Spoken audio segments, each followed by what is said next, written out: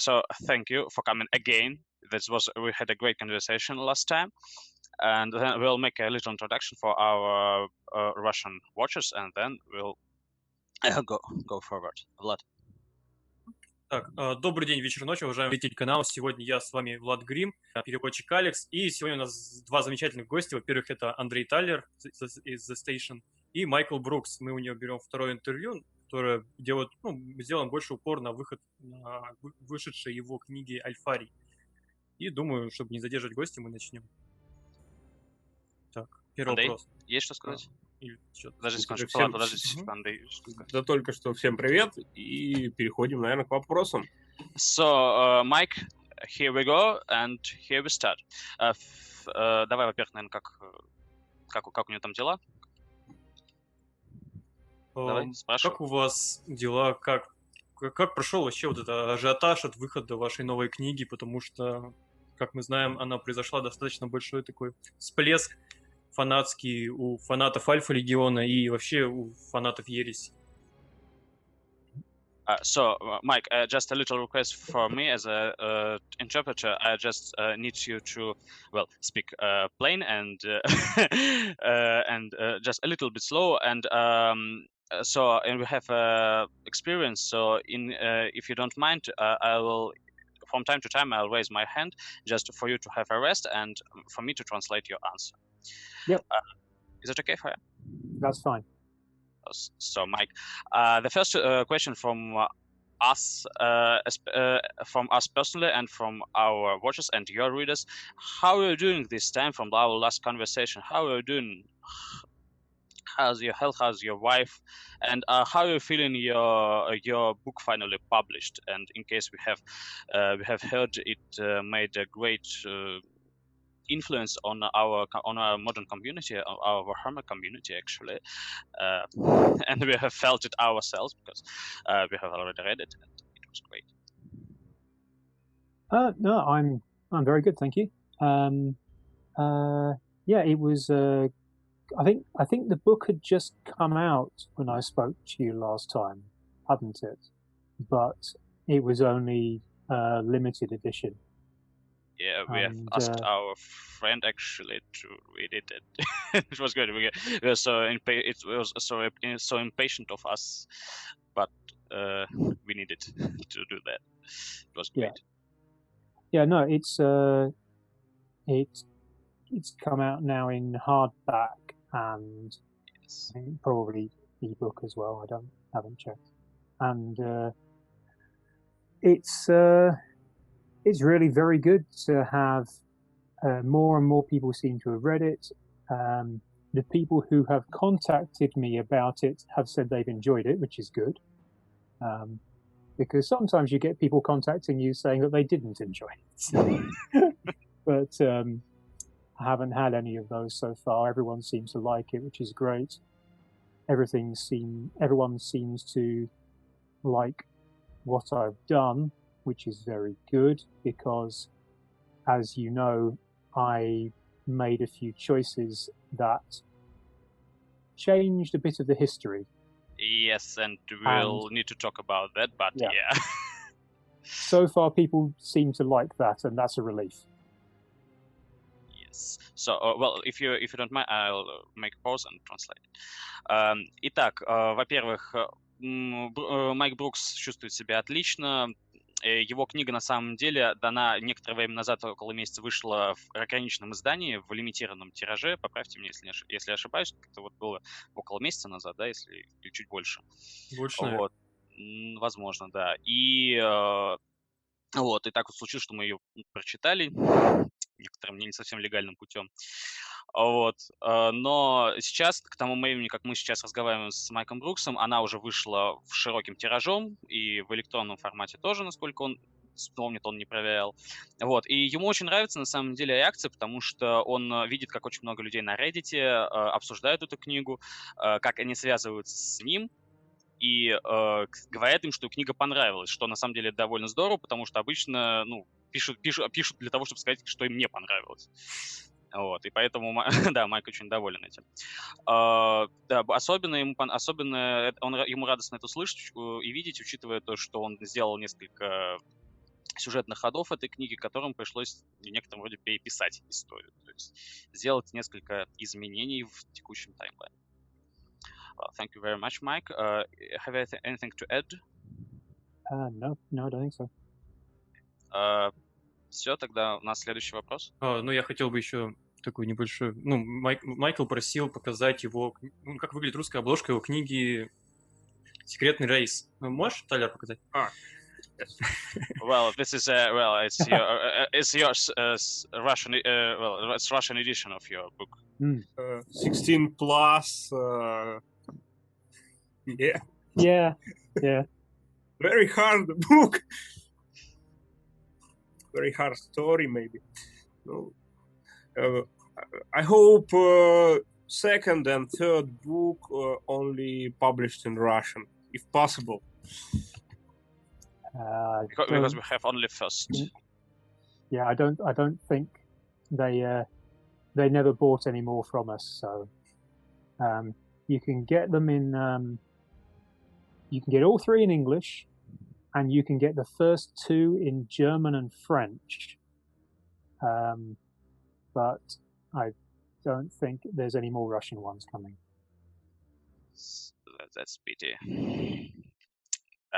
В общем, мы показали Майку Бруксу обложку его русского издания его книги «Секретный рейс», понадеялись на то, что выйдут и остальные части этой трилогии. Ну вот Майк Брукс сказал, что мы можем получить все три на английском, первые две на немецком и французском, но он что-то сомневается, не знает о том, что будет еще что-то на русском. Вот. Жаль. Mike will move on. If you don't mind. Пожалуйста, следующий Первый вопрос. Что лучше, написать сразу законченную историю, уложив все в рамки одного рассказа, повести, романа, или распределить историю на цикл книг? Well, Mike, it's a question about your actually writing and your writing style. Was it better? How does it better for you to write the whole finished story and make it in one short story or a novel, or just stretch it from one part to other and next, and make several books with one story? It depends on the story. For the things that I write of my own that I've made up, like the Dark Run book that you have there, or the my fantasy series, the first one of those has come out in English in February. So for the stories that I write myself, I tend to think of big stories, and they need several books to tell them. And that's nice because it means I've got a lot of space to work things out and develop characters and set things up. But for the things that I write for Black Library, so far, everything that they've asked me to do has been one book, one story. And because they're the ones who tell me what they want me to write, I do what they want me to do. Not very many authors go to Black Library and say, I would like to write this story. Dan Abnett probably can. Most of us, Black Library, come to us and say, would you like to write a novel about orcs? Would you like to write a novel about Alfarius? And we say yes or no or whatever, but you don't often go, can I write 3 novels about something? So, well, let me translate this part. Значит так, по поводу данного вопроса. Во-первых, что касается его собственных историй, например, фэнтези-цикла, о котором мы, кстати, в будущем еще поговорим, ему нравится думать о больших историях, о больших произведениях. Разумеется, ему нравится думать с размахом. Это оставляет очень большое пространство для воображения. Можно вставить гораздо больше разных сюжетных линий, можно вставить гораздо больше деталей. Так что, да, он предпочитает в своих историях, которые он изобретает именно сам, ему нравится думать с размахом. Что касается работы для Black Library, обычно его просят написать какую-то одну историю на одну книгу. Вот как у нас было с навигаторами, отсылки к которым он в рассказах вставлял, как с Альфарием. Вот. И в Black Library не работает так, по крайней мере, нельзя, люди не приходят в Black Library и не говорят, что вот я автор, я хочу написать вот эту книгу вот об этом. Возможно, Дэн Абнет может так сделать, вот, но не все так могут. Обычно это Black Library. Пишут и говорят, не хотели бы вы написать историю об орках? Или не хотели бы вы написать историю об Альфарии? И вы говорите либо нет, либо да, конечно, хотел бы. Обычно это второй вариант. Well, so on. Mike, I'm all ears. I think that probably covers it, to be honest. It's so long as you know what you want the story to be when you start and how much space you've got, I can fit it into whatever space I need. If I know I only have one book to tell it or one short story to tell it, I'll make the story as big as it needs to be to fit. Whereas if I'm writing my own stuff that I'm creating myself, I get to choose how big it is. So it all depends on how much space I have to work with. But I find it easy to do so long as I know before I start what I'm writing and how much. So I translated.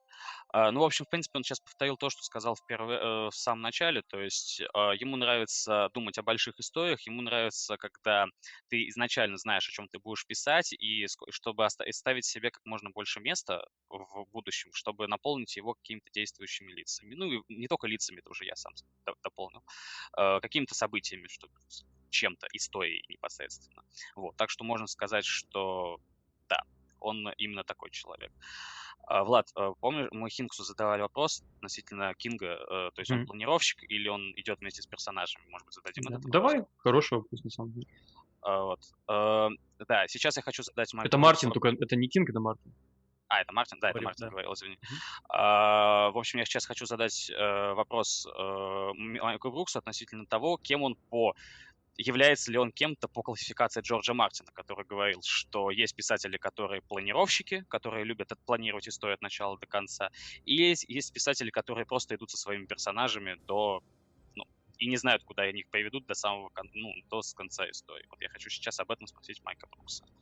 So, Mike, well, actually, this question is coming from this one before. According to George Martin, there are two types of writers: the writers who are planners, the guys who have plan, and they just make a plot, and from the beginning to the end, and from beginning, climax, end, and all their steps are counted and written in the structure and structured. And there are ones who just follow their heroes, and they don't actually know, like Stephen King. Actually, they don't know where will the path lead them until the very end. So, is it possible for you to name yourself someone of these types? I'm going to be difficult and say a bit of both. I think everybody is a bit of both, some more than others. But I have, these days when I write, I have a plan, but it's not a super detailed plan. I know the base, I know the start and I know the end, usually. And I know some of the big things that happen along the way. But I don't pre-plan out so much how I'm getting from one bit to another. That bit, those are the things that I find out when I'm writing. And I don't plan characters very much. So I will start writing a character, and the character will develop and their personality will develop while I write them. And it always seems to work, and I always like it. But I don't really sit down beforehand with characters and go, this one is angry or this one is sarcastic. I know what they need to do, and I find out their personality while I write. Thank you. Так, на самом деле, ответ был довольно очевидный, потому что очень многие из наших гостей так говорят. А он, разумеется, и то понемногу. Как он сказал, на самом деле, как он считает, все люди, все писатели в той или иной степени части того и другого. Кто-то в большей, кто-то в меньшей степени. Сейчас, раньше он, конечно, любил делать планы, собственно, Хинкс тоже такого делать не любил. Вот. Но сейчас он, работая с Black Library, он делает план, но он, опять же, не планирует все досконально. У него всегда есть начало и, как правило, есть конец истории. Вот, есть несколько шагов, но точного, четкого планирования, что там будет, у него, конечно же, нет. Он работает именно вот с не слишком подробным планом. Касаемо персонажей, например, персонажей он не прописывает изначально, какими они будут, какими они должны быть. То есть он не сидит и не говорит, так, значит, вот этот будет злой, например, а вот этот будет там горделивый или еще что-то такое. Его персонажи, они эволюционируют в процессе повествования, и ему нравится следить за ними, они обретают свою личность, свой характер в процессе написания книг. Так. То есть общий план есть, а все остальное идет из наития и, собственно, развивается в процессе истории. Thank you very much for your answer, and we will move on. Тайлер? Следующий вопрос, да. Майк, в ваших книгах действуют общие персонажи из инквизиции. И были ли мысли или планы создать полноценную такую трилогию про инквизицию, про инквизитора Ангири, наподобие циклов Дэна Абнета или Джона Френча? Well, Mike, all we know about your Inquisitor characters in your books, in your different books, actually. So, have you ever had any plans, or maybe something like that, to create a full hard trilogy about Inquisition, or not trilogy, maybe dialogy, anything about Ngiri, Nero, just like the Dan Abnett's and John French's series? I'd love to. I've wondered about it. I've had some thoughts about it, but they keep pushing other things at me because I liked writing my Inquisitor characters, and I was going to say I would like to go back to them. I did go back to them because there was a short story. It was earlier this year, in the lead up to the release of Penitent, Dan Abnett. Black Library released, there was a week of Inquisition short stories, and one of those was an Alyssa Nero short story of mine. Tears of Celebria. Tears of Celebria, yeah. I'd love to go back to them and do more stuff with them, and I've had a couple of ideas for what that might be. But although I enjoyed writing them, if you in the past, if you give me a choice of saying, do you want to write Inquisitors or do you want to write orcs, I was going to choose orcs, and then I might have suggested doing something with the Inquisitors, and they came to me and said, do you want to write Alfaria? So I was like, yes. And I've written a couple of more things since that I can't tell you about yet. But I'm very excited about, and I would love to go back and do some more stuff with those characters, but I only have a certain amount of time, and they keep asking me to do other things, which I find just as exciting or more as exciting. So, I would hope to do more with them someday, but at the moment there's a lot of other things that I'm having fun doing, as well as writing my own novels outside of Black Library. So.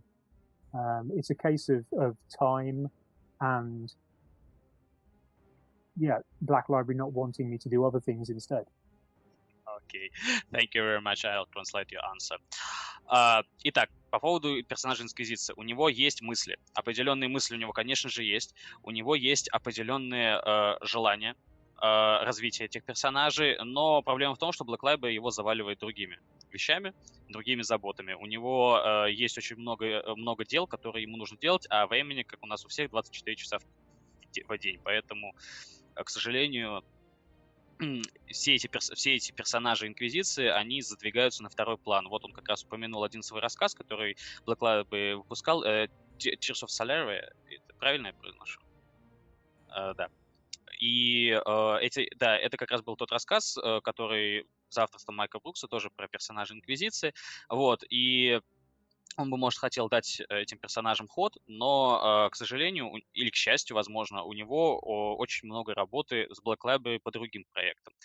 Если бы ему сказали, дали выбор, пиши про Инквизицию или про орков, он бы выбрал, конечно, орков. Они веселые, классные, мы в прошлый раз об этом разговаривали с ним на эту тему. Вот.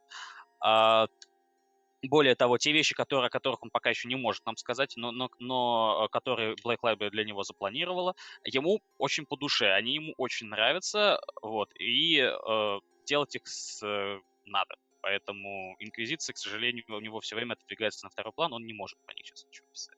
Просто не хватает времени и сил. Хотя планы, мысли какие-то для развития известных нам с вами персонажей у него, конечно же, были. Все, ребят, если я ничего не упустил, то... Ну, все, вроде да, все нормально. Влад, твой вопрос теперь. Да. Кстати, я тут вспомнил, помнишь, мы хотели спросить, давно очень, я еще до этого интервью, что есть ли шанс, что его персонаж-орк Зверем-то в итоге станет, помнишь? В чате это пролетала-то такая. Ну, мы можем. Давай что спросим? Один вопрос. Well, Mike, just quite one brief question about your orc character. Is there any possible chance for Uftrak to become a beast? Beast? Beast. Oh, as in the big. Yeah. Big orc. Oh, I hope so. No, I can safely say that no one has come to me and said, "Oh, we're going to make Uftrak into a beast." But I hope so one day. Maybe I can just keep writing stuff and he gets bigger and bigger and bigger. Yeah, I get. Well, I just hope that he'll be able to become a rival of Gaskell Truck, actually.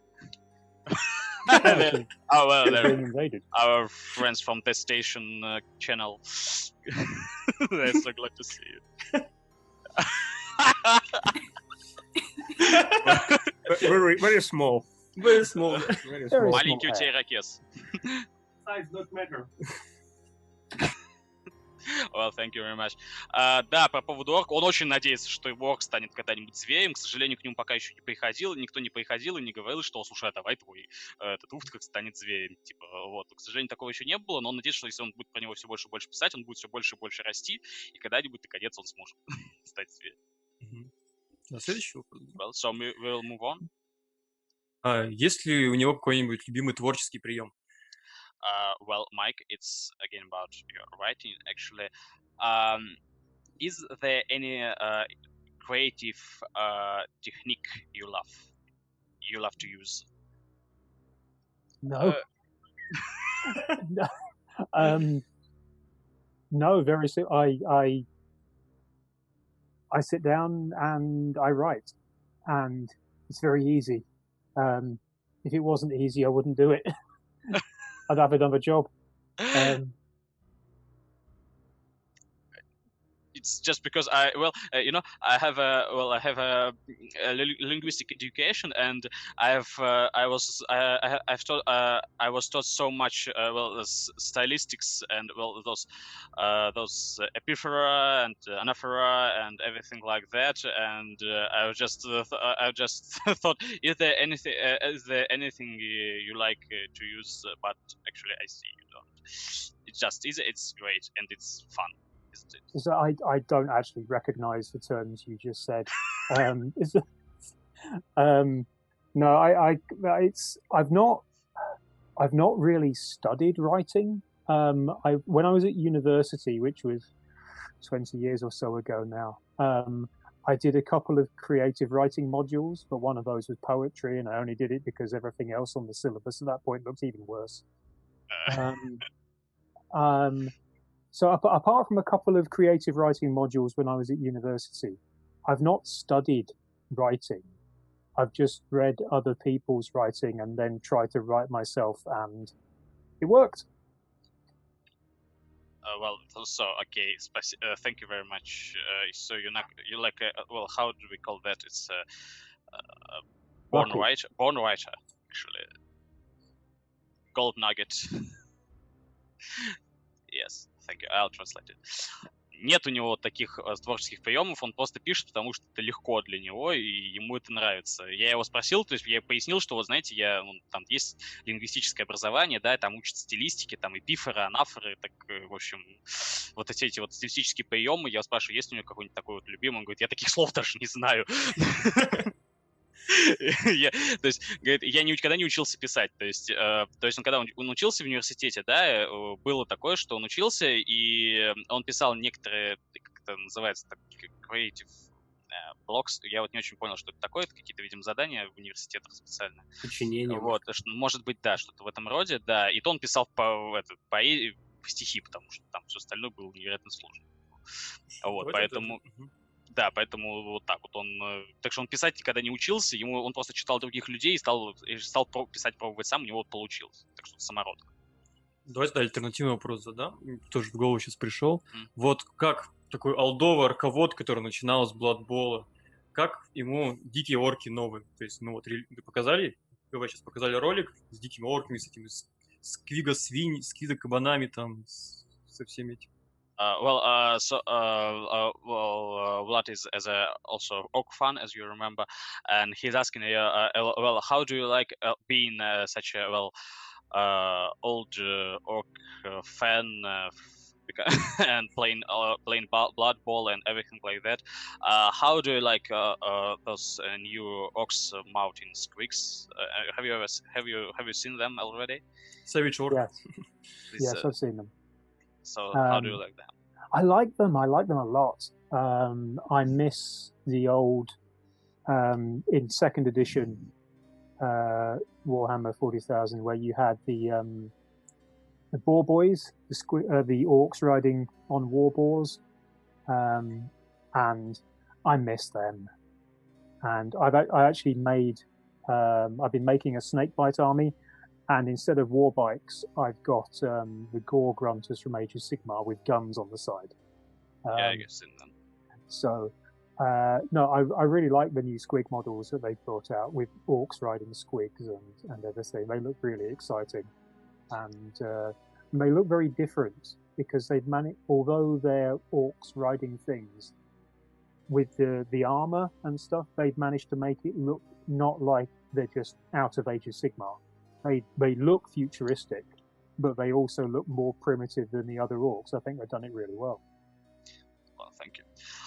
Ему очень понравились эти орки. Вот он как раз, когда мы упомянули, что он старый орковод, да, он собирал армию змеекусов, вот, и я правильно понял, орк верхом на Варбосе? Или... На кабане. Вархог. Я прослышался Варбос. На кабане, и он гаргантов, да, собирал с пушками на боках.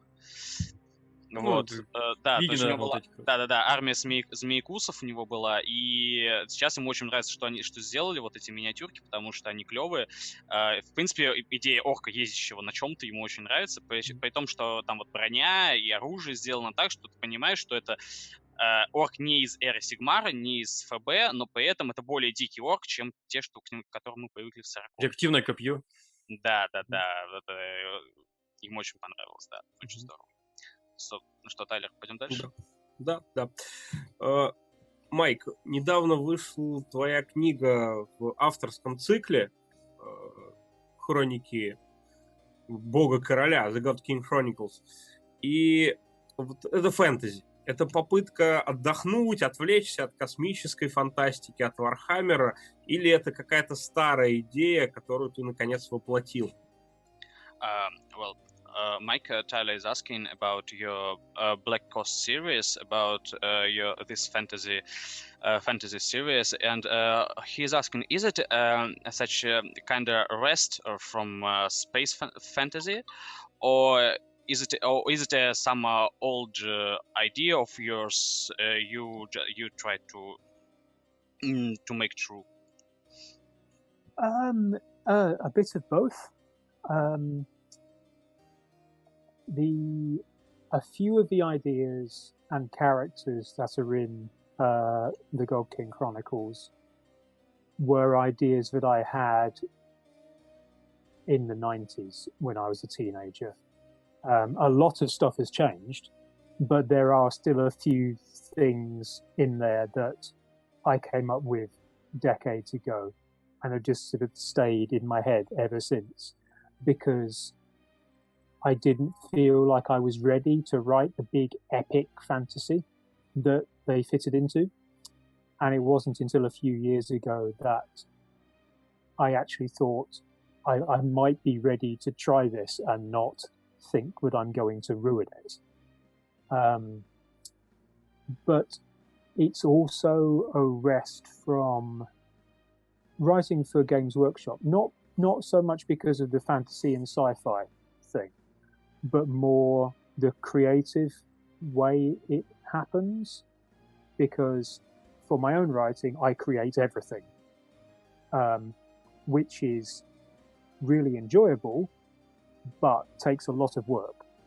Whereas writing for Black Library, they've done so much of the work already. And I don't get to create as much, but I don't have to do as much work to write stuff and have fun. So. Okay, thank you. Итак, во-первых, некоторые это, и то в некоторой степени. То есть некоторые идеи, касаемо те, которые воплотились в Черном береге, в Black Coast, они витали у него в голове еще в 90-е, когда он был подростком. Вот. Но тогда он еще не чувствовал себя готовым писать какую-то масштабную эпическую фантастику. Вот. Поэтому он взрослел, эти идеи у него на протяжении десятилетий оставались в голове, и, возможно, можно сказать, заели там. Вот. Что касается, работая на это с одной стороны так. С другой стороны, работая на Black Library, это в некоторой степени легче, потому что ему не нужно изобретать ничего с нуля. То есть Black Library, Games Workshop уже проделали колоссальную работу относительно своего сеттинга, и ему гораздо легче работать с тем, что уже было придумано, чем изобретать все самому. Но это, конечно, не настолько весело. А вот работать над своим собственным циклом занимает гораздо больше усилий и времени, но зато он там все придумывает с нуля, то есть он ни на кого не опирается, и для него это гораздо веселее. Тайлер, поправь, если я что-то не договорил. Да, все. Я тогда уточняющий еще вопрос задам. Насколько это может быть такой разминкой перед возможностью поработать со вселенными Warhammer Fantasy Battle или Warhammer Age of Sigmar? Mike, Tyler is asking also, is it possible to think of these works as also as a warm-up before working with Age of Sigmar and Fantasy Battles novels? Тоже орки есть. No, I don't have any plans to, and they haven't asked me to. I don't really. I was never so into Warhammer Fantasy. I never really played it, and I've never played Age of Sigmar, and I don't really know much about Age of Sigmar. So I'm content doing stuff in Warhammer 40,000 and the Horus Heresy as I am now. There's a lot of fun stuff that I can do there without having to learn about Age of Sigmar and write in that as well. So. Нет, это таковой разминкой не является, потому что ему нравится, он никогда особо не играл в Fantasy Battles, ни в Age of Sigmar, и он не особо много знает о конкретно этих вселенных, поэтому он старается, его вполне устраивает работать с Warhammer 40 тысяч, есть очень много веселых и классных вещей, которые он спланирует и может сделать в ней, вот, без необходимости изучать еще и новый пласт бэкграунда в другой вселенной, так что нет, это он делает для себя, ему это нравится, вот, и к ФБ он не хочет иметь пока что никакого отношения. Thank you very much for your answer. Следующий, да? Да. В серии примархов нетрудно определить главных героев, но на кого бы вы хотели видеть в серии Horus Heresy Characters? Characters. Well, well, Mike. So, as I remember from our previous conversation, you don't see much fun in working with Space Marines and such great figures as Primarchs. Well, you're talking about small people and such guys like orcs or inquisitors who do their own job in the shadow of those giants. But anyway, it's easy to make out main characters in the Primarch series. Also, the books are named by their names. But is there any other? So, are there any characters you would like to see in such series about Horus Heresy characters? Well, I think they've started doing a series, haven't they? Because they did one with Valdor, and now I think recently they had Luther come out. So I think they are doing a series of Horus Heresy character novels for the characters that are important but aren't Primarchs, I guess. Yes, so are there any characters, not Primarchs, you would like to see there? Or maybe someone you would like to write about? Well, I think Malkador would obviously be very interesting and quite a lot of fun. I'm not sure. It's because some of the more prominent Space Marine characters are ones who have been featured a lot in novels in the Horus Heresy series, like Loken and others. I think because I haven't read all of the Horus Heresy. I've read a fair amount of it, and I've read a lot of the Siege of Terror, but I haven't covered everything in the Horus Heresy. I think is it Latara Sarin might be interesting, the World Eaters ship captain. Conqueror, yes. Yeah, not a Space Marine, but I think potentially a very interesting character, given that she's only a human, but somehow still hangs around and has influence with these massive, increasingly demonic Space Marines. I think Latara Sarin would be interesting as well. I'm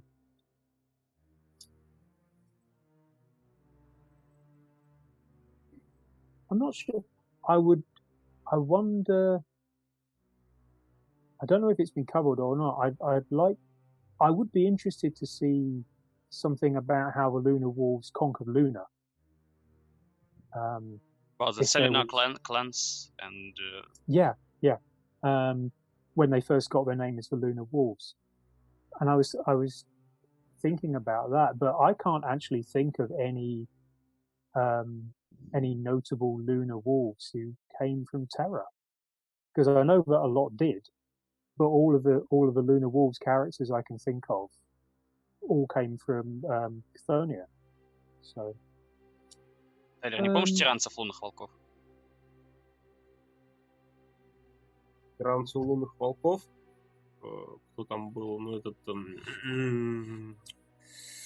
Яктон Круз. Well, actually, Yaktон Cruz was a Terran Space Marine of Lunar Wolves. Ah, was he? Yeah, I must have... Yeah. Actually, better for you to see, but as we remember.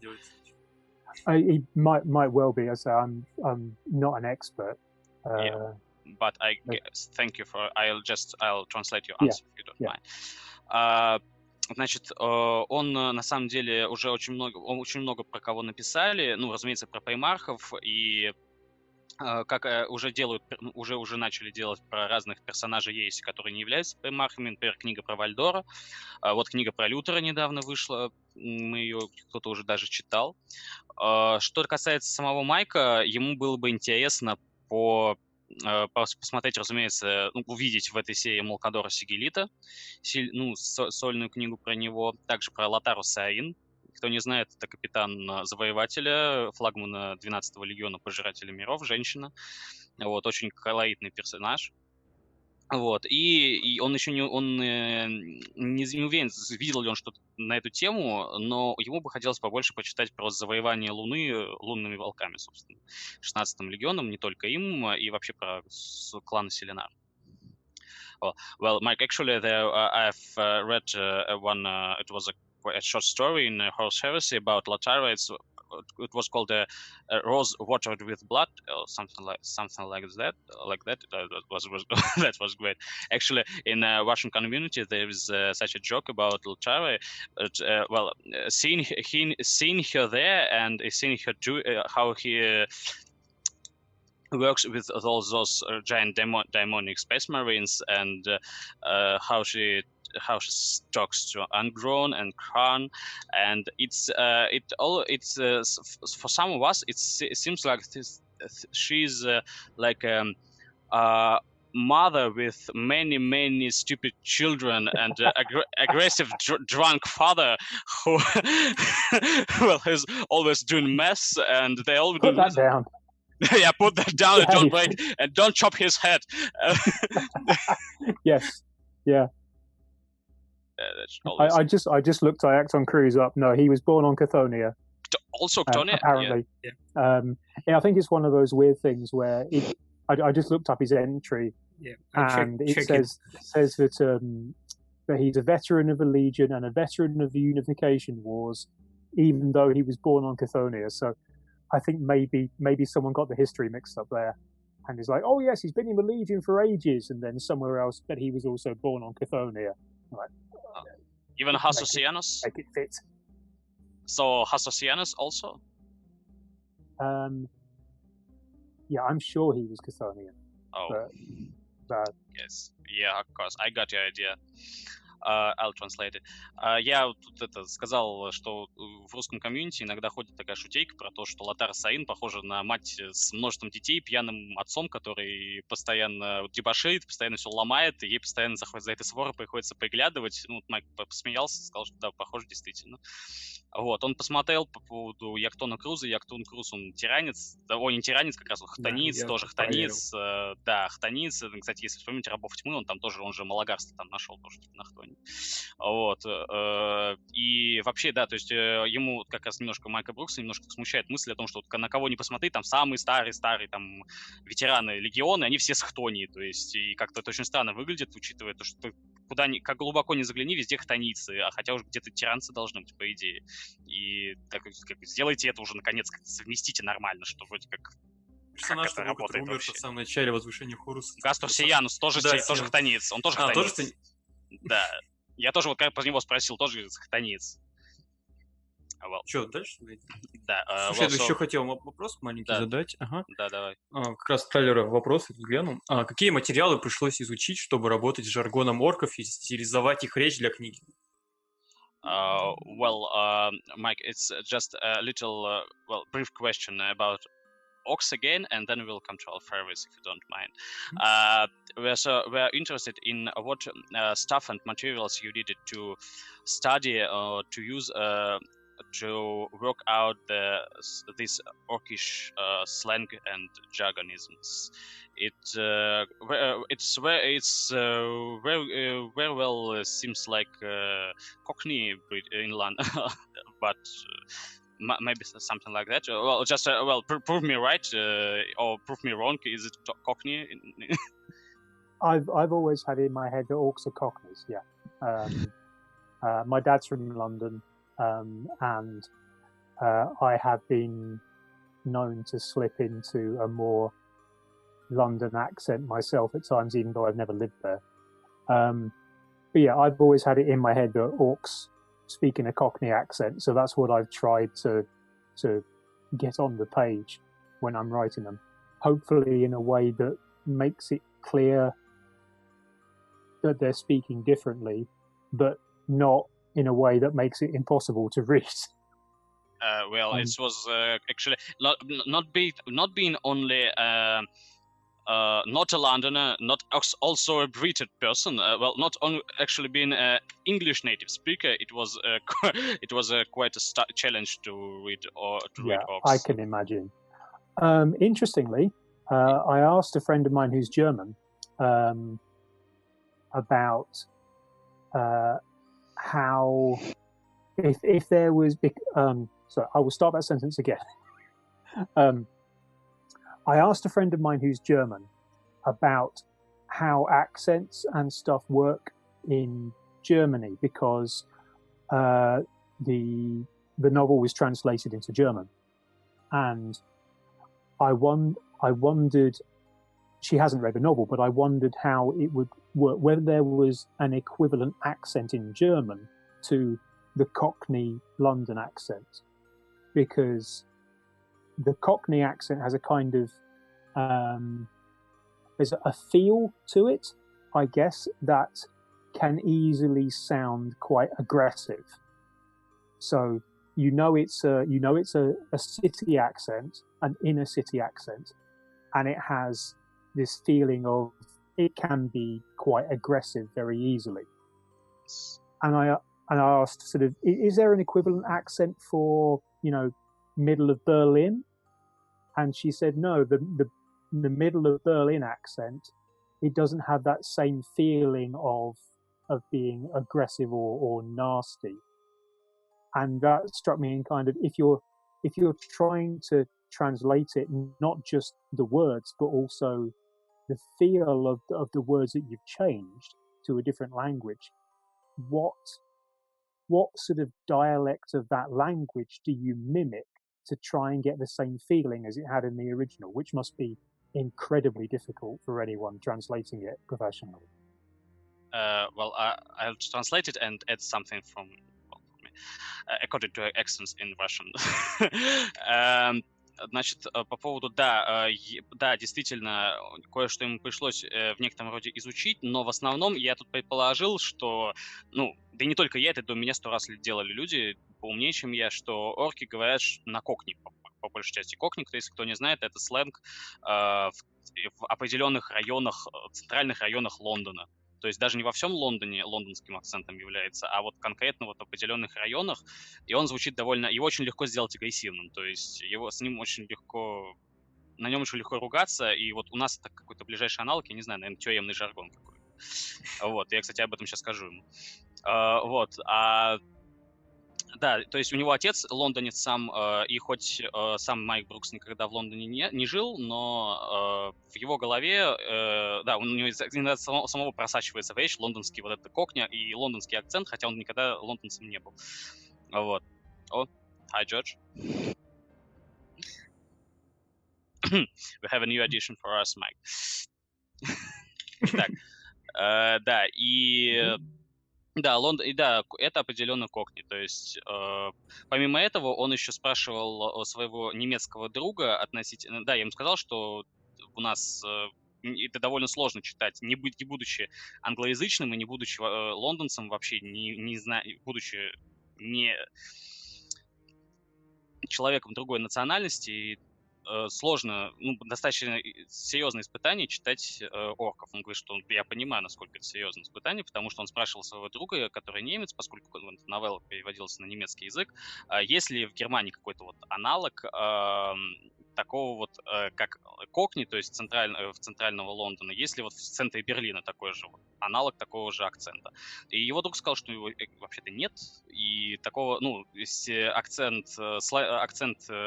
берлинский акцент даже близко не передает той вот агрессии вот этой, которую можно передать с помощью кокни. Так что... Хотя немецкий язык-то без агрессии. Да.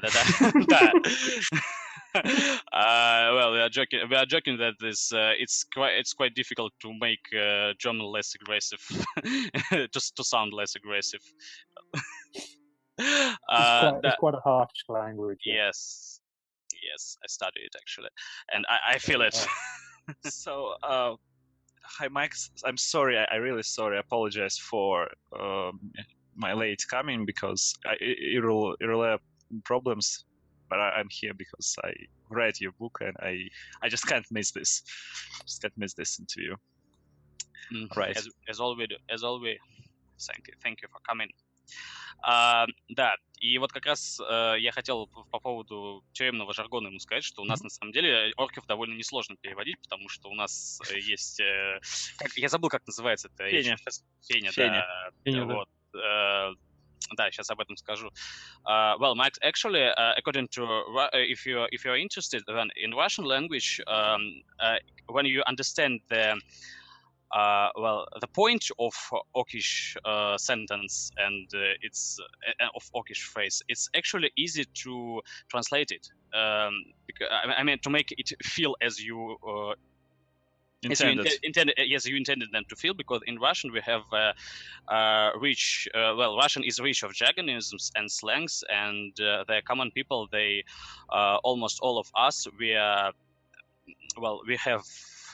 some kind. Well, in Russian we have some kind of prison prison slang, jail slang. I don't know how it's actually called in English, and it actually infested all Russian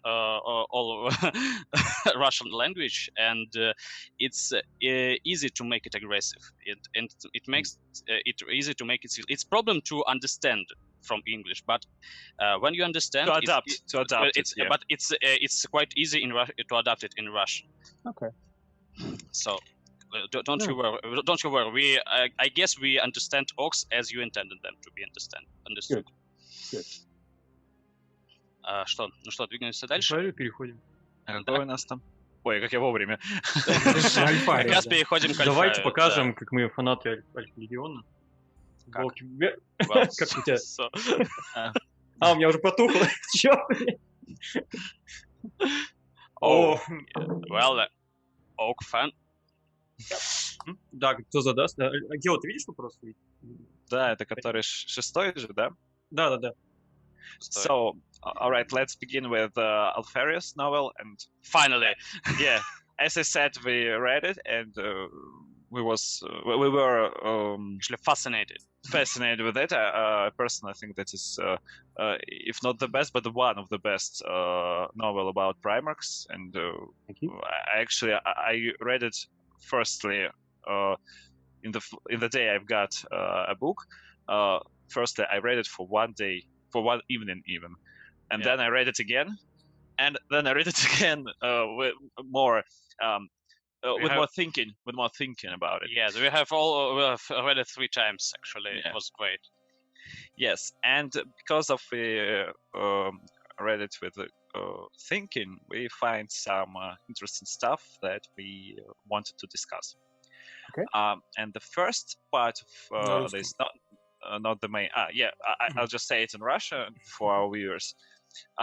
Значит, первый момент, который вот он не самый важный, но при этом он такой очень острый, я бы сказал. Если вы читали книгу, где там это было? Первый легион. Да, книга Первый легион, рассказ Первый легион. Там был момент про контакт, первый контакт Альфа-легиона, тогда еще Альфарий скрывался там под маской обычного легионера, с легионом темных ангелов, со львом. И там, опять же, Альфарий под видом обычного легионера разговаривал со львом по поводу будущего крестового похода и о том, что будет назначен воитель, и, возможно, этим воителем будет Гельман. И вот они бы хотели предложить свою помощь льву в плане политический такой союз, чтобы лев стал будущим воителем, потому что Альфа-легиону было бы комфортнее, если бы ими командовал лев с более таким,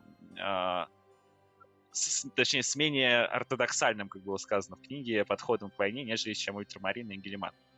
И Лев на это предложение ответил отказом. Он отправил Альфа-легион восвояси и сказал, что нам никто не нужен, и в рангские ксеноциды мы закончим сами.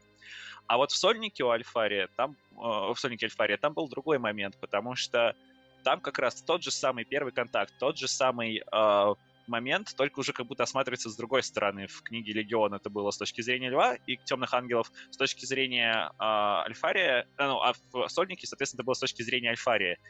Тот же самый момент, те же самые декорации, та же самая обстановка, тот же самый диалог, но только в «Сольнике Альфария» Лев принимает предложение Альфа-легиона и вписывает силы, которые Альфарий привел к Рангде, свою стратегию, по сути. Свою стратегию, свой крестовый поход. То есть, по сути, одно и то же событие, но кто там, Райт писал же, да?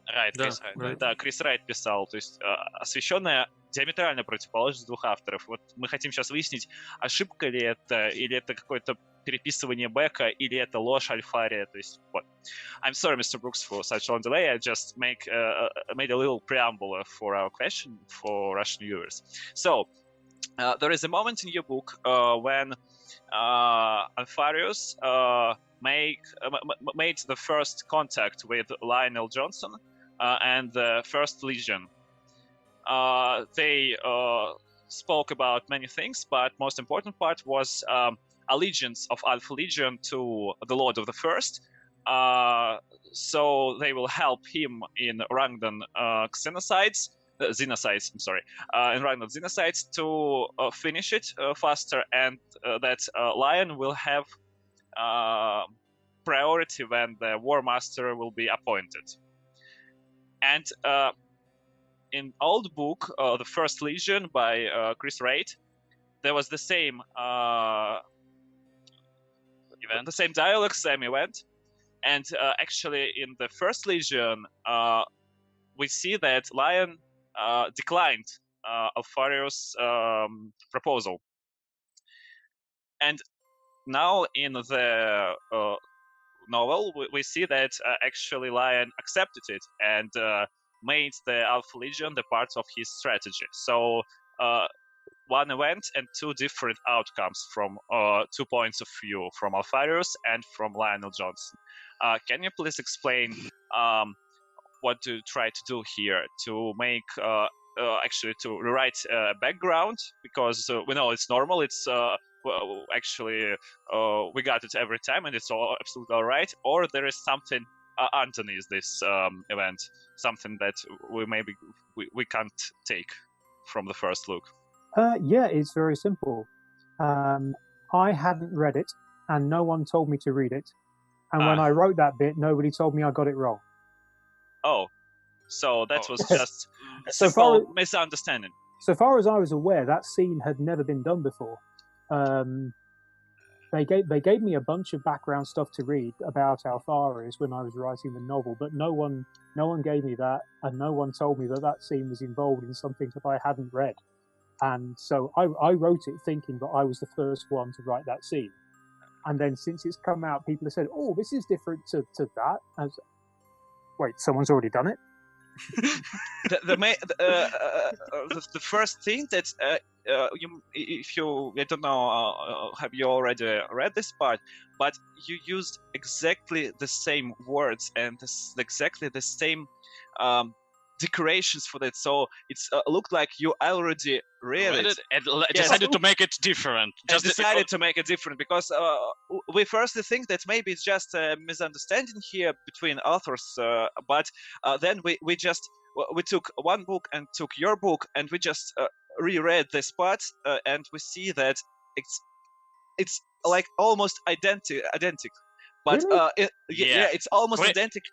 Yeah, but Chris Wright, First Legion. Yes, short story. I still haven't read it. Except this part in the end, when in First Legion, Lion said that you can go, I will think about you, and then he said to one of his superior officers that we don't need them, and that's the one difference in this scene. The one major difference. Not everything is. Yeah, actually, brilliant. Yeah, and actually, it's well, reading the first Legion short story and reading then your Alpharis head of Hydra, it seems like Lion is bipolaric. Actually, he is. Yes, I think they don't need. I am always a hunter of the beasts. I'll never need them. And then he'll come and well, then just I'll accept you. Actually, maybe I don't want this Gilliman boy become a war master. So no, take them. Okay, and this. Yeah, and this superior officer looking at them. So, are you okay? Well, but actually, we before that we got an interview with Gav Thorpe, and we also spoke with him about those misleadings in background. And he said that it's quite simple. The part that was made recently is the background. So now, as I understand this. Your background. What you read is background. That Lion accepted Elf Legion and took them in the Rangdanian campaign. So I mean, I would like to specify that I in no way intended to overwrite something that Chris Wright had done. Yeah, we got it. But no, I still haven't read that story. And I didn't realize that there were similarities between what he'd written and what I wrote. It was just, I wrote what seemed to make sense for this Legion meeting this Legion. And because I'd looked up the background of, I think it was one of the Horus Heresy extermination book, the Forge World books. Mm-hmm. Giving the rules for the Horus Heresy game with the Alpha Legion rules, and the background in there I thought suggested that that the Lion had accepted their offer. Maybe I misread that, but I thought he had done it, and so that's how I wrote it. Yeah, we understood that. We know that there is a huge amount of communication between you when you Black Library authors write something, but it's obviously you can't just apprehend all of this stuff. No, and it doesn't always work. So let us translate just this Yeah. answer. Давай. Значит, вот, как оказалось, у нас было несколько предположений, почему вот такое разночтение произошло, но, как выяснилось, основная причина оказалась самая тривиальная и, в общем-то, ту, которую мы менее всего ожидали. Это банальная ошибка, не ошибка именно Майка Брукса, это ошибка той части Black Library, которая отвечает за консистенцию, за постоянство бэкграунда. То есть, когда мистеру Бруксу дали информацию всю, которая ему необходима для того, чтобы написать Sonic, то есть они всегда так делают, когда авторы BL что-то пишут, поскольку это межавторский цикл, и там есть специальный отдел, мы об этом уже говорили с другими авторами, который предоставляет им всю нужную, необходимую, сжатую информацию, какие книжки проверить, какие там отрывки проверить, то есть и ему просто не предоставили книгу, рассказ Криса Райта про Первый легион. И поскольку он его, соответственно, из-за этого не прочитал, он писал как будто с нуля, потому что он был уверен, что он первый, кто будет освещать в литературе именно события встречи первого легиона и последнего, и 20-го. По сути, первый как раз Альфа. Да. Вот. И поскольку основу для этой сцены Майк брал из Forge, Extermination, по-моему, да? Да, Extermination. Это книга Horus Heresy для настольной игры. Там был описан этот момент, и, естественно, очень кратко, в рамках одного абзаца, и вот там было написано что-то вроде, точно не помню, но он был, что предположительно да. Лев это предложение Альфария принял. И, соответственно, уже на основании вот того источника, который ему предоставили, да, то есть вот то, что ему дали из того, что было вот касаемо этого события, он все сделал правильно, то есть он взял все источники, какие ему предоставили, он их изучил, и он постарался сохранить постоянство. Другой вопрос, что вот ему не дали книжку Райта, рассказ Райта, а Райт, например, писал вообще не то, что... То есть он опроверг предположение Forge, книжки Forge. Вот, и теперь... Но, опять же, я сделал ремарку, что когда мы говорили с Гэвом Торпом по поводу того, как вообще мы должны принимать все эти разночтения в бэке, и тогда Гэв ответил абсолютно четко, что все, что вышло позже, перекрывает все, что было раньше, то есть в моментах именно, то есть это не делает книжку Райта анбэком, например, нет, книжка Райта все еще такой же бэк, но просто вот... Полярочку вливал просто.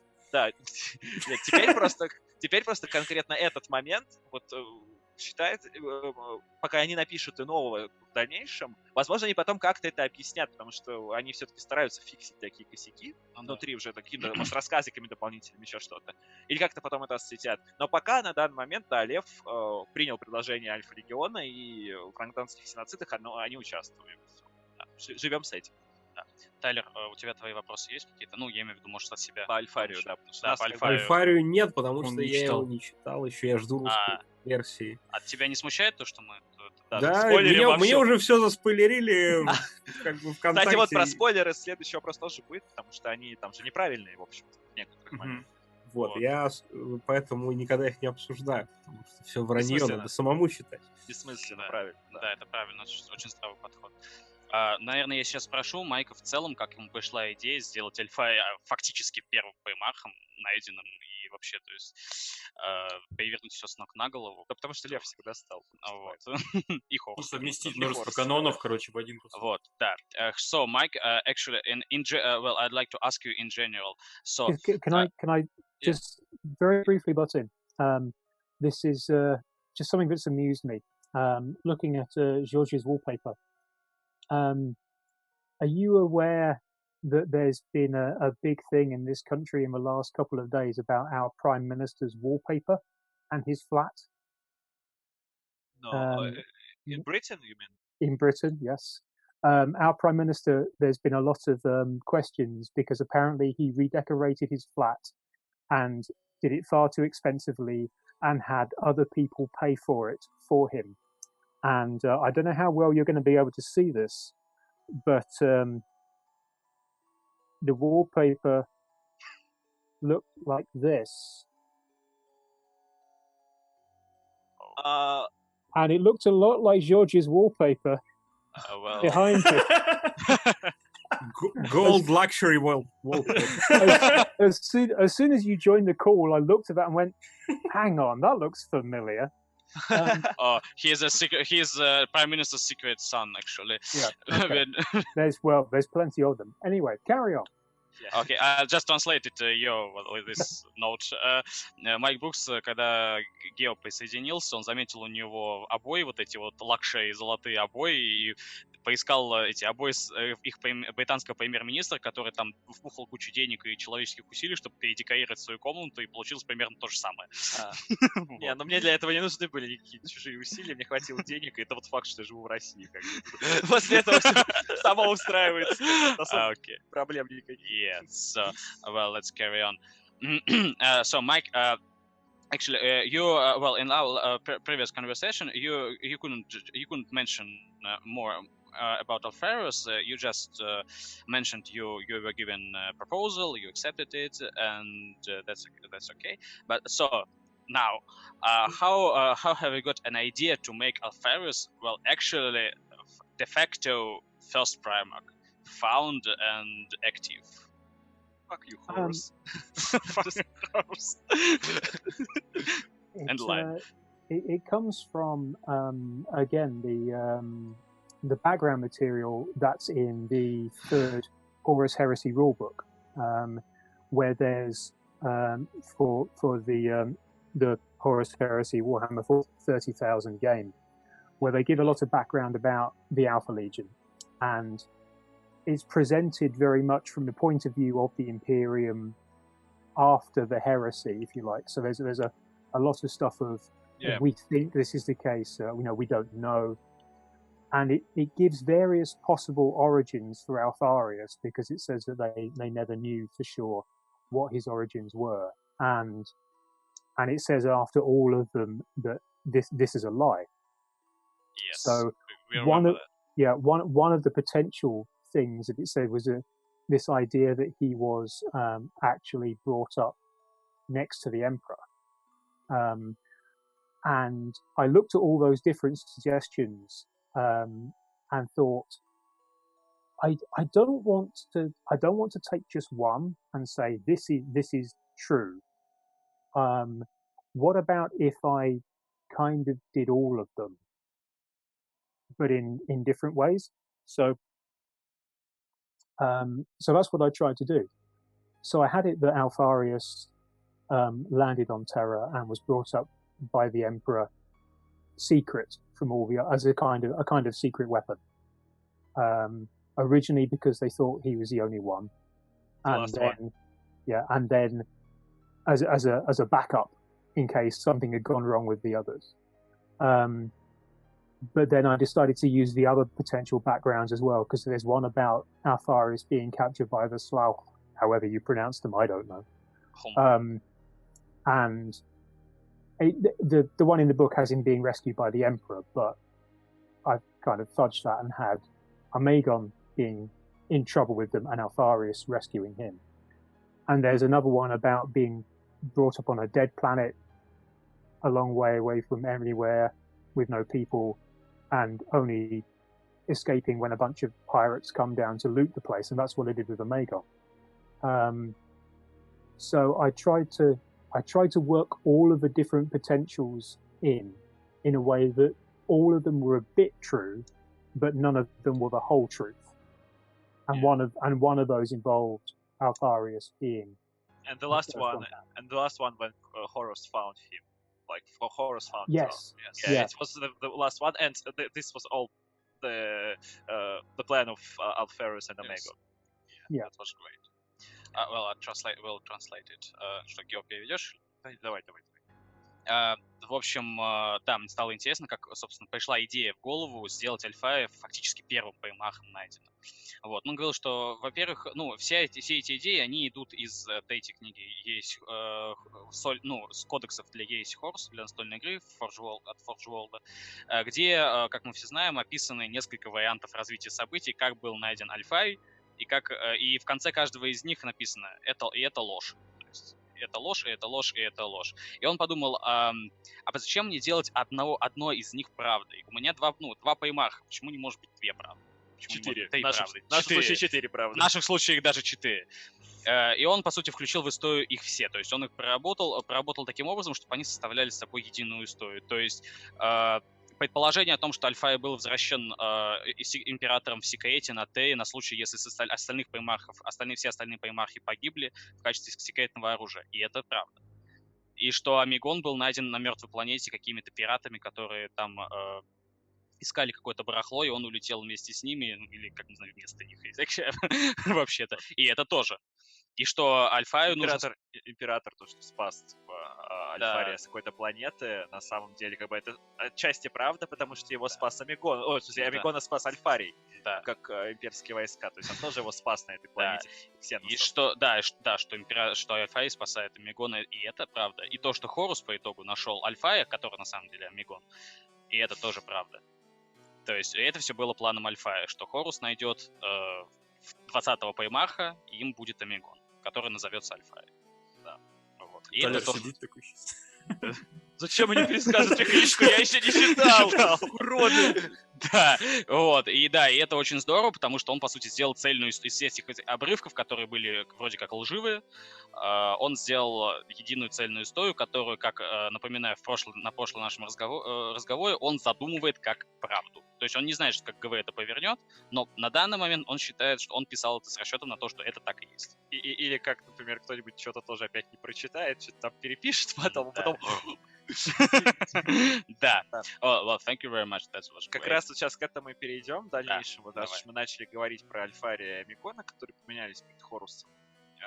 Я знаю, что мистер Брукс на самом деле уже отвечал на этот вопрос в Твиттере, но количество дезы, породившие первоначальные дезы, да. То есть я могу сам ответить, я хочу, чтобы автор это ответил, чтобы это было очевидно уже из его уст. Как вы знаете, там был спойлер, из которого родилась гигантская там мифология, что де-факто в книге написано, что это все ложь, что я Альфарий, говорит Амигон Хоруса, когда встречает, и там написано «это все ложь», точнее, это ложь. То есть не Альфарий, очевидно, потому что мы знаем из сюжета книги, что это Амигон. И из этого родился спойлер, который говорил о том, что это отражает, что все упоминания раньше в бэкграунде, в истории Ереси Альфария на самом деле упоминали Амигона и наоборот. То есть, если вы читали какую-то книжку, не знаю, про Парамар это будет компания, или там Легион, всегда, или Потерянное освобождение, где там участвовал Мегон в порче генотеха, и там вот указано какое-то имя, это значит, мы должны подспудно Наоборот заменять, подставить, подставлять наоборот, исходя из сольника как. И как И следствие, исходя из этого спойлера, согласно этому спойлеру, в Петарианце Дорна Дорн убил на самом деле Амигона, а не Альфария. Да. Однако я ждал, кстати, тоже, когда читал книгу именно этого момента, я ее читал, и Не нашел. ничего этого не нашел, ни при перечитывании, нигде. Я видел, да, что они подставили Амигона Хорусу под видом Альфария, и там объяснено, почему, для чего это делалось. Это не просто ради там прикола делалось, это вполне определенную цель имело. И все, и больше про это ничего не было сказано, но у нас уже, по-моему, даже на Вики русской правят это сейчас, что на самом-то деле убили-то не Альфария Дорна, не Альфария Амигона, хотя родилось-то все с паршивого спойлера, неправильного с Reddit, и людей не переубедить ничем. Ну, то есть нельзя их в сети просто. Я хочу просто мистеру Бруксу задать вопрос, чтобы он уже вот сейчас на видео это все пояснил, и в крайнем случае было куда отсылать очередного дегенерата, когда у меня подбирает попка из-за того, что я вижу очередной раз. Давай на английском. Yeah. So, Mr. Brooks, I know that you already answered this sort of question in your Twitter, but in our case, we just need to clarify this on video. I already know what you're asking. Yeah. Yes. But carry on. I know. We also got tired about this. We got tired to tell people that they are wrong. Yeah, we got actually burned. I burned every day when I yes, we burned. when I see this. It was difficult to say to people that. So guys, we saw the text, we saw the work of this we talked with author. Yes, for fuck's sake, we talked for the author. Why are you doing this? And they say, oh, just I don't know. I have seen it in Twitter. I've seen it in Reddit, and I don't care actually. So yeah. So. The last part, the last sentence in your book, it's when Omegon said that I'm Alfarius and this is a lie. I don't know. And before this, we see that Alfarius and Omegon, they decided to put Omegon as Alfarius to Horus. And this was logical. They explained why they're doing this. And then, of course, Horus that he is Alfarius, and this is a lie. We know why. We just saw this in the previous chapter. Yep. For whatever reason, and I know why. What was this reason? People think that now we should everywhere in old books. Yep. Where was written Alfarius did that or Omegon did that, we just need to swipe them, and every last one moment when there was Alfarius or Omegon, we just must think that this was Omegon and Alfarius. So in the Praetorians of Dorn, Dorn killed Omegon, not Alfarius, because in your book you said that Omegon is Alfarius. I know that's not right. Can you please plainly explain this moment for people who have, I don't know, brain damage or something like that? Because it's ridiculous. Yeah. Okay, so the first line of the book is I am Alfarius, this is a lie. The last line of the book is I am Alfarius, in quote marks, this was a lie. A lie. This yes. was, yeah. And the idea, of course, is that you read it and you think, oh, well, it's Alfarius, he could be lying. But when you read the whole thing, you understand that the start is a lie and the end is a lie because it's actually Omegon, not Alfarius, who's speaking for that. Yes.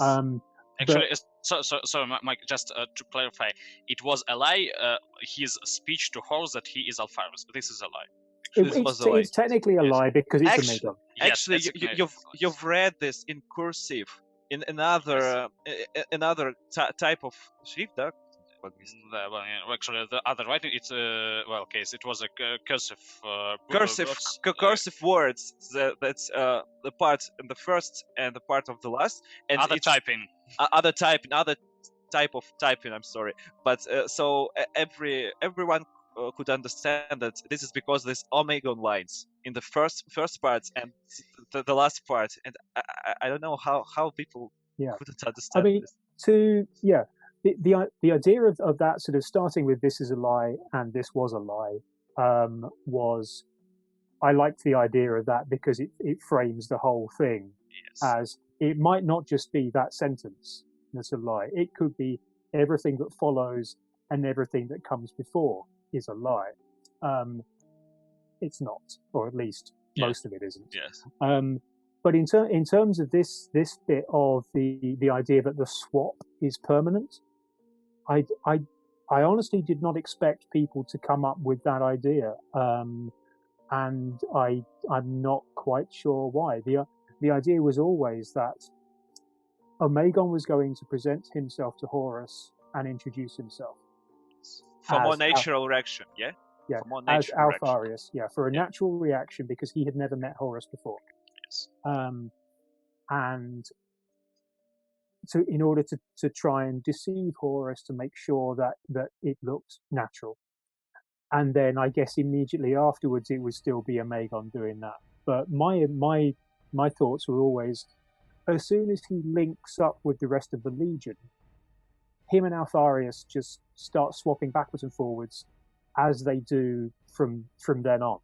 So because it makes no sense why they between themselves or in their minds will call themselves different names. Yeah, because some of the things that are written from one of their points of view. Yeah. So they know who they are, surely. Of course.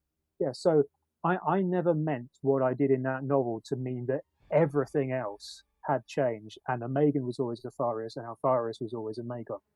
And I've read some of the theories that people have come up with, and some of them are really good and are really interesting and very inventive, but make a lot of sense.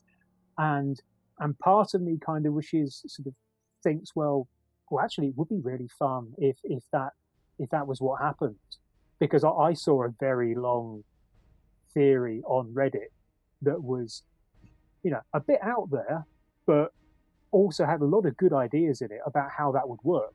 And it's like, actually, this is really good, but it's not what I intended. It was always meant to be a temporary thing, not overwriting everything that everybody else had done. So far as I'm concerned, Dawn killed Alfarius, and Omegon was left alive, and who knows what happened to him afterwards? Yeah, we don't know yet. I want to believe that he's alive and fight for Imperium for 10,000 years. Black Library have not yet covered whatever happened at Escrador, so you don't know. Yeah. Until that happens, we don't know. Well, sometimes a cigar is just a cigar. Yeah. I think this will totally not your fault, because almost all people whom I met and who said this thing that they are swapped, almost every one of them haven't read your book. They just said since spoilers and they believe it. Spoilers on the internet, yes. Yeah, no. But when it came out, I went on a couple of different message boards and started reading the spoilers, and then you sort of start seeing the spoilers from people who've only heard the spoilers from other people. Yeah. And I'm sitting there going, no. I go back and check. It's like, no, I never read that. But they don't have your. Oh, maybe I. No. It's like you sort of see people saying, "Oh, well, Alfaria says that he's put Space Marines in every legion. How do they get into the Thousand Suns?" I was like, I actually went back and did a word search on my manuscript. It's like, I never even mentioned the Thousand Suns. Where did you get that from? Well, translate it into Russian if you don't mind. Гео? Ну что ж, мы вопрос получили, уже озвучивал, да. Да, мы давно его получили, на самом деле, как бы. Альфарий и Омегон не менялись местами. Все предыдущие разы, когда упоминался Альфарий или Омегон, упоминались именно Альфарий и Омегон. Они единственный раз поменялись для того, чтобы... Нет, понятно, что они периодически менялись во время заданий, там, например. Иногда вместо себя подставляли это вообще левого легионера, а сами выступали тоже левым легионером обычным. И это нормально. Но они никогда не в рамках внутри своего легиона, не в рамках там мыслей каких-то или событий не подразумевали, что они поменены. То есть, если упоминался Альфарий, это именно Альфарий. Дорн убивает Альфария. Если Амигон на Киаваре портит генотех, значит, это Амигон портит генотех. Они в своих мыслях даже обращаются, говорят, называют себя Амигоном и Альфарием, и брата, соответственно, другим именем. Они так точно знают, кто они такие, какое их настоящее имя. Нету никакого смысла в этом. Да, Большинство людей, которые это упоминают, они, в принципе, книгу не читали. Когда их спрашиваешь об этом, как бы, покажи мне в книге этот момент. Они говорят, а что, я только спойлеры видел. Ну вот, и Майк Брукс говорит, что он сам эти спойлеры видел, он тоже читал на всяких бордах, эти спойлеры он читает такой, это что, так, дайте посмотрю, я это писал? Не, я этого не писал, нет. Нет, может, я, конечно, забыл, может, со мной что-то уже не так. Идет, ищет поиск по словам своей же собственной книги. Нет, точно не писал.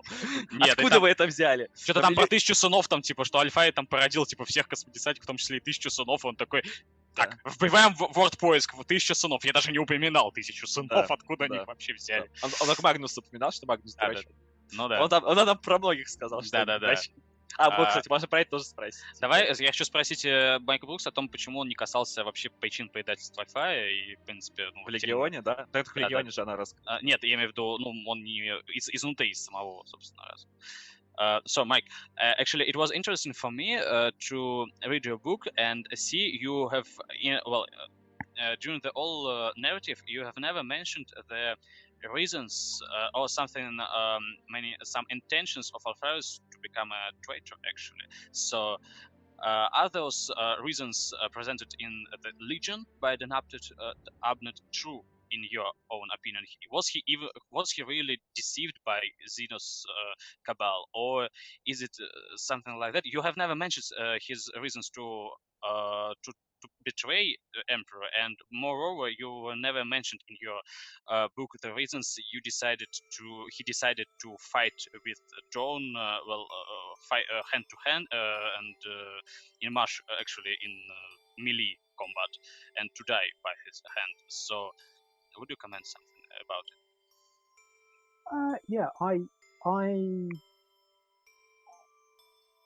I decided that I wanted the story to be Alfarius up until he was revealed to the Imperium at large. I thought that was the story that I thought people wanted to know. What was his history before he joined the Imperium? And you were right, actually. Yeah. So I decided, well, that's if I'm going to do what I intended to do, which was to have him found first, then that is still a lot of relevant story to cover. And I decided not to go into the later actual Horus Heresy stuff. I don't know about the Legion thing. I think it's a really good novel. I like it a lot. The whole Cabal thing seems to have kind of dropped off a bit in the Horus Heresy and Siege of Terror narrative. I think sort of the Alpha Legion seem to have done their thing, and then Alfarius died, and they've kind of wandered off a bit, not involved anymore. And I think the idea maybe it is that that the Cabal's thing was very convincing, and it convinced Omegan and Alfarius that this was what they needed to do. Maybe it wasn't true. Maybe that was a deception that took them in. Maybe one of them or both of them changed their minds at some point. Maybe after Alfarius died, Omegan decided that it wasn't worth it, or he had a better idea. I haven't been asked to come up with any sort of story or ideas around that, so I'm kind of just leaving that be. I don't want to walk into Dan's space or John French's space and say, this is what these characters were thinking when they did this. This is what made them decide to do that. Because I think those stories have been told very well on their own, and I just wanted to do the bit that no one had seen before, and in some respects, I think that no one was expecting, which was from creation to revelation and all the bits in between. Well, thank you very much. One moment, please. Just. So, as I can understand this, for now, in background, actually, the Cabal, they deceived Alpharius and Omega with their thing about how to save Galaxy from chaos, and that's why they first-handly joined to Horus. Meaning, nothing has changed since then, after your vision of Horus. We're still with that background, right? Yes, so far as I'm concerned, that's true. That took place. All right, thank you. Just to clarify all. Thank you. В общем, я спросил по поводу того, почему он не стал касаться тем предательства Альфая и переход на сторону Хоруса и всего остального, почему он никак не поменял. То есть мы не увидели инсайда, то есть взгляд со стороны Альфая и причин его предательств. Вот, вообще на ересь. Да, вообще на ересь Хоруса. События все в книжке до происходят. Да. Намекающего на это. Да, Майк Брукс как раз хотел сказать, что он хотел написать не про это, он хотел написать другую историю, он хотел написать то, чего никто еще до него не писал, и что, как он считал, многим фанатам и, в принципе, людям хотелось бы прочитать. То есть историю Альфая, его создание, его открытие для Великого Крестового Похода и для всех, для других примархов. Его взросление, в принципе, его мировоззрение, которое с этим книжка отлично справляется. Да, с этим она превосходно справляется, вот, и он не хотел посягать на чужие пространства чужих авторов. То есть, кроме Райта, но там... Да, но там он случайно сделал. Вот, то есть он до сих пор считает, что «Легион» — это отличная книга, она ему очень понравилась, я с ним не согласен, но это мое личное мнение. Вот, и вообще он считает тему Кабала и вообще вот этих ксеносов, которые со стороны что-то пытаются мутить, он считает, она немножко выпадает из общей канвы Ереси Хоруса и немножко так вот где-то вот сбоку где-то находится, и как-то не особо интересно. Я не особо согласен, как бы в плане того, что она выпадает, потому что, вот в осаде Терри в Сатурнине, в том числе, как бы линия Эльдрадо Ультрана и Джона Грамматикуса, она все еще идет, и она достаточно важна. И Алани Пия тоже. То есть сам Кабал как организация. Но Кабала-то уже нет на тот момент. Ультран он не в Кабале. Да, Ультран его предал, и Джон Грамматикус тоже его предал. Вот они сейчас... линия еще идет. Мне кажется, это очень ранняя задумка, и потом, чем дальше ересь писали, тем дальше уходили вообще от идеи, типа, что Кабал вообще как-то на что-то влияет, потому что Легион очень ранняя книга, действительно. Остальные книги вообще по возможности не затрагивают тему. Собственно, как раз так и он сказал, да. Но в целом она же осталась, этот момент никто не отредконил, как он все еще часть бэкграунда. Да, поэтому, по мнению Майка Брукса, возможно, действительно, Кабал был достаточно убедителен, чтобы заинтересовать Альфа и Легион вот этой идеей спасения галактики от хаоса вот таким вот интересным методом. Удивительно в плане того, что Альфария это растил Малкадор, и вот даже получив такую, даже очень убедительную информацию, странно, что он не пошел к Малкадору и не поговорил с ним об этом. Я думал, что на самом деле за этим стоит что-то, и что он действительно с Малкадором поговорил, его дальнейшие действия как-то почему-то были одобрены, но нет, тут все пока так.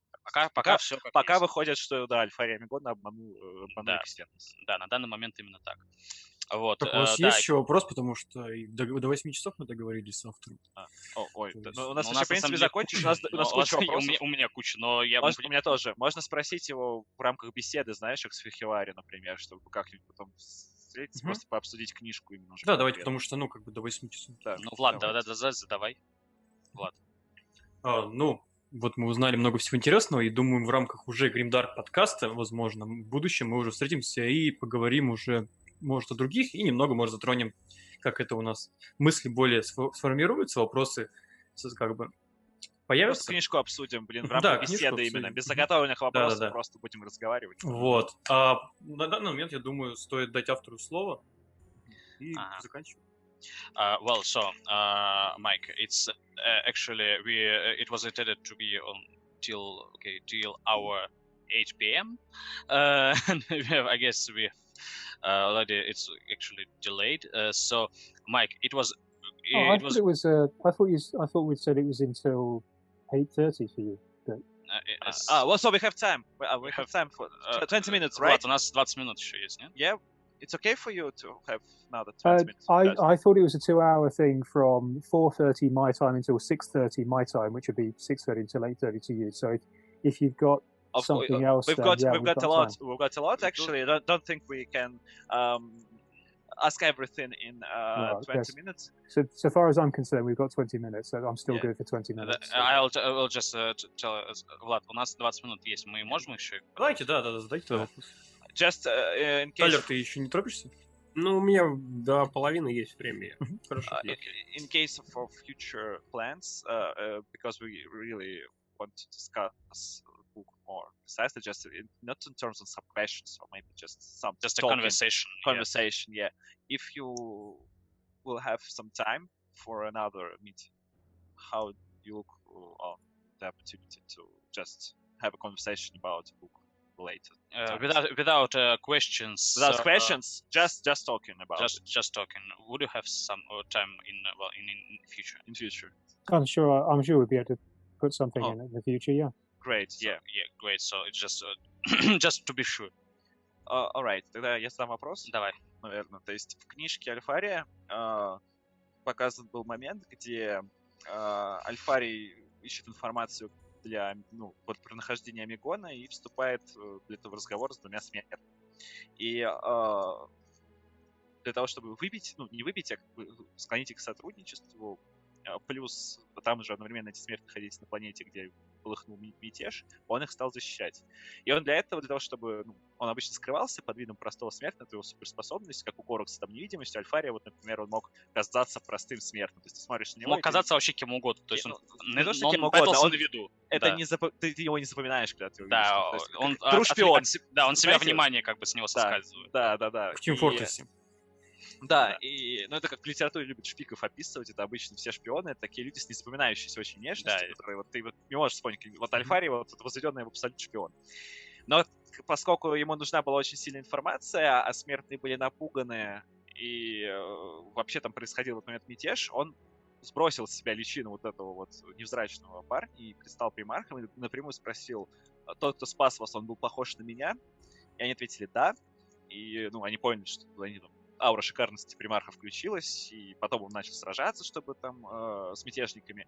И после этого был момент, где, как я понял, предполагалось, что этих смертных он должен был убрать, потому что никто не должен был знать о существовании Альфария как примарха.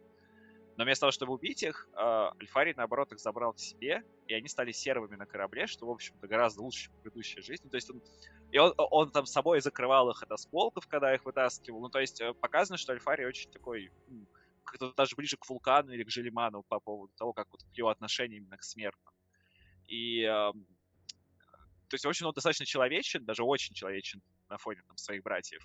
И я хотел спросить по поводу кампании на Тессере, где он, в общем-то, для того, чтобы обойти Желимана, то есть доказать ему свою правоту, он он провел очень мощную кампанию военную с излишней жестокостью. Да, это было быстро, и да, это он доказал свой поинт, но это то, что он сделал, не вяжется с его образом, который в книге. Если раньше, например, про Альфа-легион всегда говорили, что это достаточно такой безжалостный легион, который действует, не обращает на такие вещи внимания никогда, действует исключительно там из своей эффективности, то тут как-то получается, как будто Альфарий на эмоциях это сделал все. То есть, Давай, потому что... Mike, so in your book, there is a moment when Alfarius met two mortals, and he had to reveal himself to them to get information. And after that, he, logically, he should kill them just to save the information about him, because nobody is incognito. Nobody must know about him. Instead, he saved them, took them as serfs on his ship, and actually, while there was a rebellion on the planet, he covered mortals with his body, his armor. He wasn't in armor. Just covered them with his body, and actually, he was very humanic, I suppose. So in the previous background, that wasn't part of Alfario's character, and now we see in your book that he actually more like Vulcan or Gilliman in terms of his relations with mortals. So he despises the unnecessary cruelty. He's not ruthless. And then again, we remember the company on Tessera when he tried to prove Gilliman his point about how he should wage war. And actually, yes, he made it quick, made it very efficient, but with a lot of casualties and actually unnecessary cruelty and ruthless, just to make a point. And I also read the short story about it. And after your book, I have an opinion, or maybe it's my opinion, that Actually, it's my own. Yes. We really do it both. we share share this this opinion that he was actually very emotional in the conflict with Gilliman about how to wage war, and he regretted what he'd done, but he can't как-то признаться самому себе. He can't acknowledge it for himself that it was unnecessary.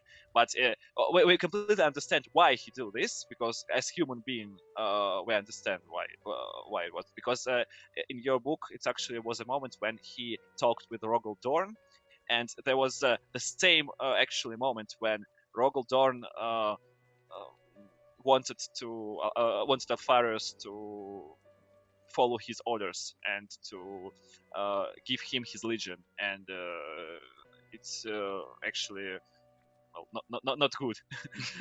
And it's insulting, again, actually. it's insulting, yeah. And again, the same situation with Gilliman, just with one exception, because they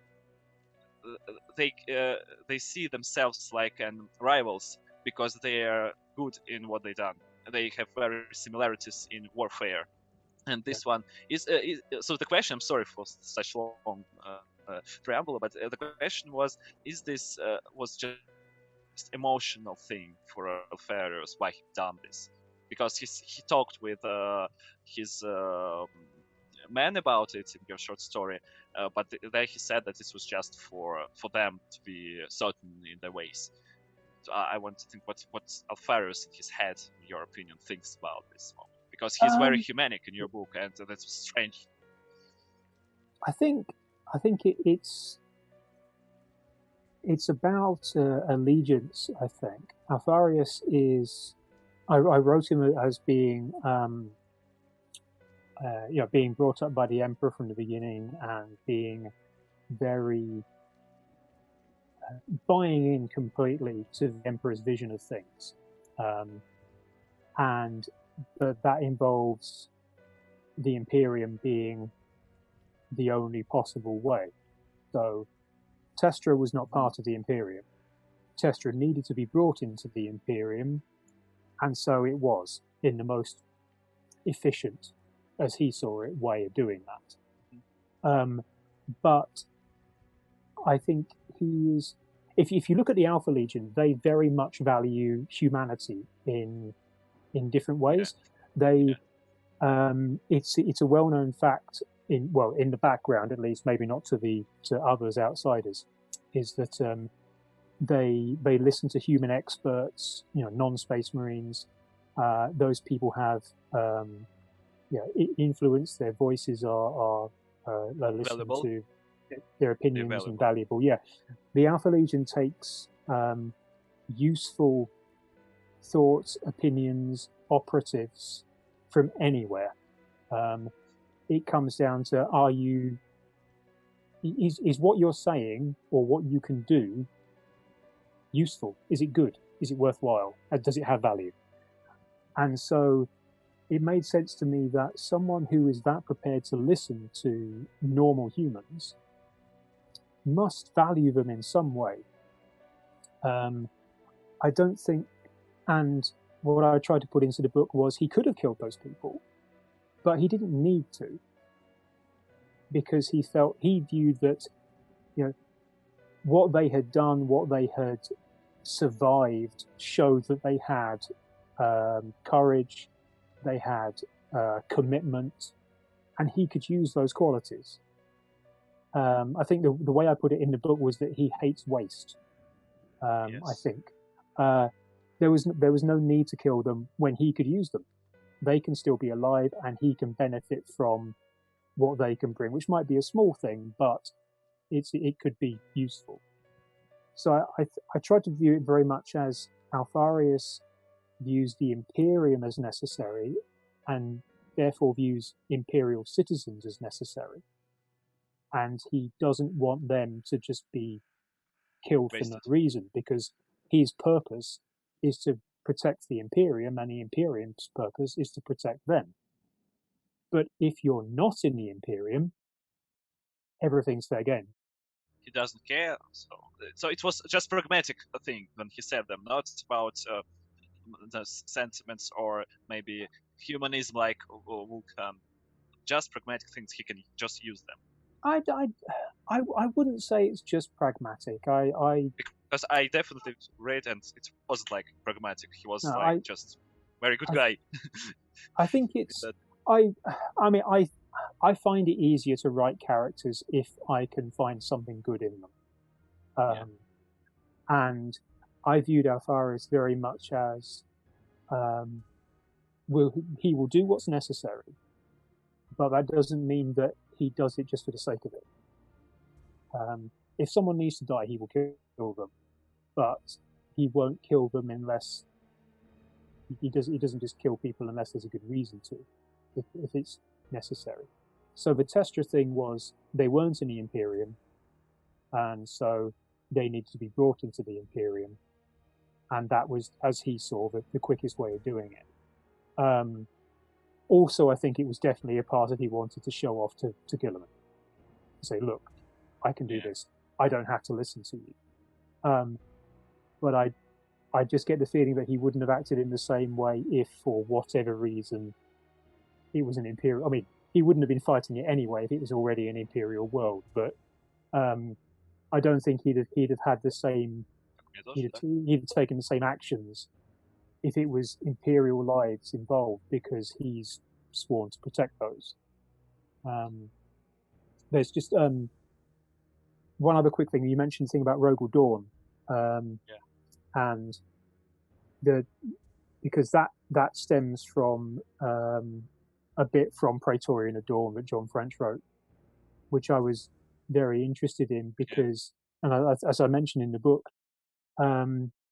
Dawn tells Alfarius how his tactics could have been more effective. And it's like he feels he's got one up on Alfarius by saying this.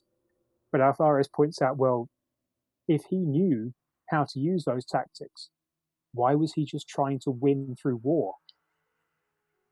If he can tell me how I could have done better, why wasn't he doing that? Logical. So, as I understood, right, if there was no... Ладно, Давай, Гео, переведи лучше сначала.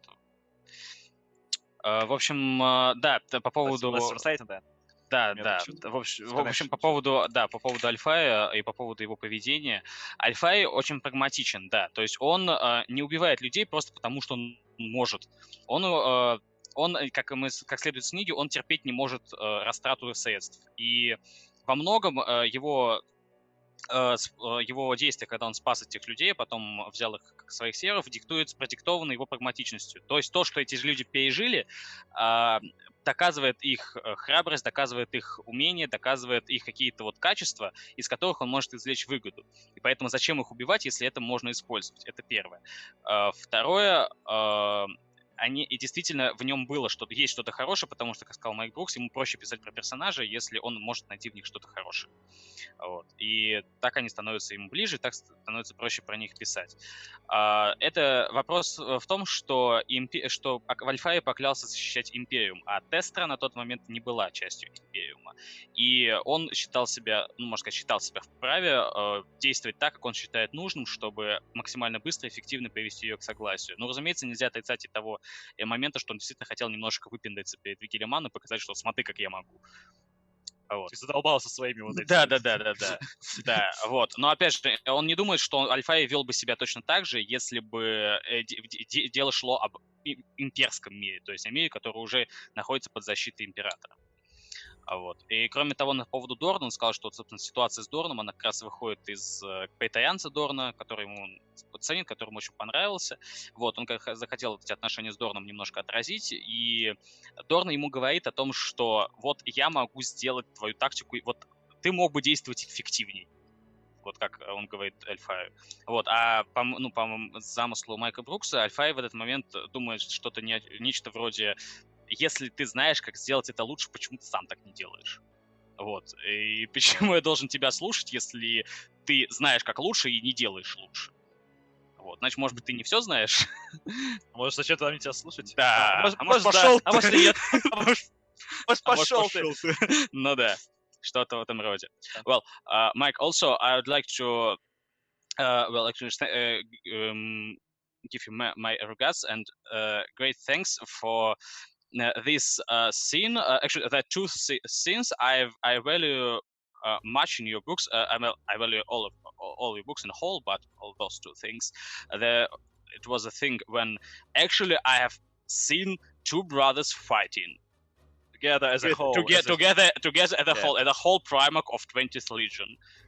Well, it was great, actually. I have already seen it. I have seen it, in separate ways. I've seen Alpharis, I've seen Omegon making different things in different places. And now in your books, I've seen it in the last chapters. I've seen them fighting as a whole Primarch of 20th Legion, and I've read this action you wrote. It was actually great action. It was great action of yours, and I've seen it. Do you know? I'm sorry.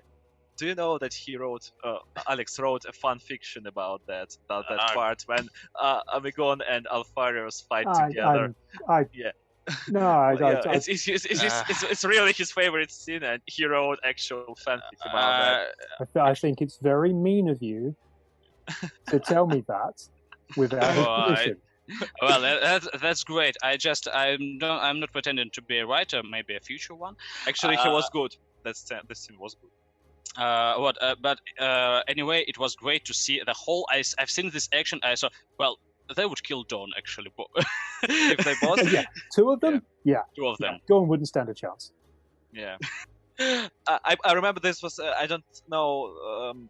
I don't remember true quote, but there was something like, "Well, now I understand why our brothers so like to get involved in melee combat, because it's really great when you're a whole thing." Whole, yes. Yeah. So that was good. And it's such a pity to see Alfarius dead, and I would like actually to more such scenes. The whole Primarch of 20th Legion of fighting. And this was one scene. And the second scene, it was actually a continuation of that scene with those mortals. When someone kind of rebels or someone like it, they shot a grenade from a grenade launcher, and the librarian got wounded by it. And it was great description of Alfarius thinking that. Now and in some kind of things I understand my brother curse. This feeling of this cold rage that someone hurted my son, someone tried to hurt innocent people, and they need to be punished. Great scene. Yeah, that was a great thing. I think it was. I tried to make it so that, because Alfarius thinks that he's very intelligent, and he is, and he has these other insights into his brothers, and I think he's also very arrogant, and he does think that he's better than them in some ways. But I tried to get across that that's not always true, and sometimes he's just as prone to reacting emotionally as any of his brothers at times. Makes him alive, actually. It makes him alive. It makes him a person, actually. I can believe in this person. I can say, because I, as a person, I feel such emotions, and I can see them in Альфария. So it's actually great. It links a reader with character. Yeah, that was the favorite line I had of the entire thing is the one that I think is printed on the back of the special edition, which was we're neither mortal nor divine. We're imperfect versions of both. Yeah. And I thought also great. I think that's what I was trying to get over there in terms of the Primarchs, is that they're not like anything else, and they have the human emotions, but they are so vastly more powerful that if they act on them, things can go very wrong. Yeah, and we actually saw it in the whole Horus Heresy. Well, yeah. All right, so let's translate this, and we'll make a conclusion. Yeah, I think we're probably out of time. Да, я признался Майку Бруксу в том, что есть две сцены, которые мне очень понравились в его книге. Это первое, это в конце, когда я наконец-то увидел, как Альфария и Амигон сражаются вместе против общего врага вдвоем с копьями, и сразу мы видим, как целиком сражается примарх 20-го легиона. Вот, как вот Майк Брукс сказал, что да, у Дорна не было бы шанса против цельного против двоих. Да, против цельного примарха. Вот, против двоих из них. И вторая сцена, которая мне понравилась, это когда, собственно, которая следует из сцены со смертными, когда в окно влетает граната, и она ранит Библиая, Альфа-легиона, он там не может идти, и Альфая начинает заполнять холодная ярость, и он говорит, что в такие моменты я понимаю Кёрса. Я понимаю своего брата Кёрса. Кто-то пытался обидеть невинных людей, да, кто-то пытался убить моего сына. Да, и они должны быть наказаны. В Империуме нет места таким, как они. Да. Вот, да. И он их убивает осколками стекла. В общем, это очень круто, и Майк Брукс сказал, что да, ему тоже это понравилось. Ему нравилось как раз писать вот некоторые эмоциональные моменты. И, то есть вкладывать в примархов эмоции. И, как он сказал, одна из его любимых строчек, которую он написал в своей книге, это та, которая вынесена на обложку издания, лимитированного издания, и с самой книги тоже есть, что мы не боги и не смертные, мы искалеченные версии обоих. Да, искаженные версии обоих. То есть то есть он как раз это проводит красной линией, что примархи не похожи вообще ни на что. И они обладают человеческими эмоциями, но вместе с тем настолько гигантской разрушительной силой, и созидательной, в принципе, могуществом, что все может пойти очень-очень плохо, если они начнут этим эмоциям следовать. Да, и ересь Хоруса это, в общем-то, и показал. Да. Так что давай делать заключение, Влад. Да, я уже говорил, пусть тогда... Он уже сделал. Да, как бы автор скажет последние слова для фанатов, которых еще ждет Альфарий впереди, то есть они познакомятся. Да, на русском языке. Да, на русском языке намного позже. Да, потом еще Тайлера тоже попросим слово. Да. Может быть, еще поговорим с мистером Бруксом уже в рамках беседы потом. Давайте дадим слово Тайлеру, кстати, сейчас. Да. Well, Mike, our friend Tyler, he'll tell his words for our viewers, and then you will follow. And in case you have any words for your Russian fans, which you have, you'll be welcome. It was great to have you here. So we'll let Tyler say. Да, в общем-то, если завершать, то спасибо, что пригласили. Mike, nice to hear from you. It's very nice, very great meeting. Thank you very much. So, and ты закончил, да? So, Mike, actually, and it's our tradition, you could know about. We give our farewell words to our special great guests. So, and in case you have any time in the future to speak, to have a little talk, to chatter about your book, it will be great to have you. But now you have farewell words. You are welcome. We are all ears. No, I have nothing planned. Thank you very much for inviting me on, and thank you very much to everybody who's read anything I've written, basically. I'd say you're the reason I do this. Thank you. Mainly it's because I like writing.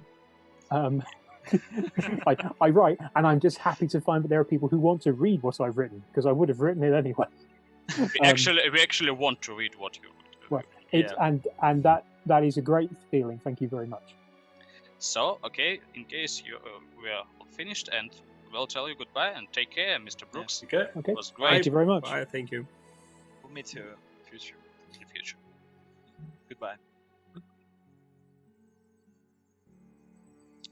Goodbye. Goodbye.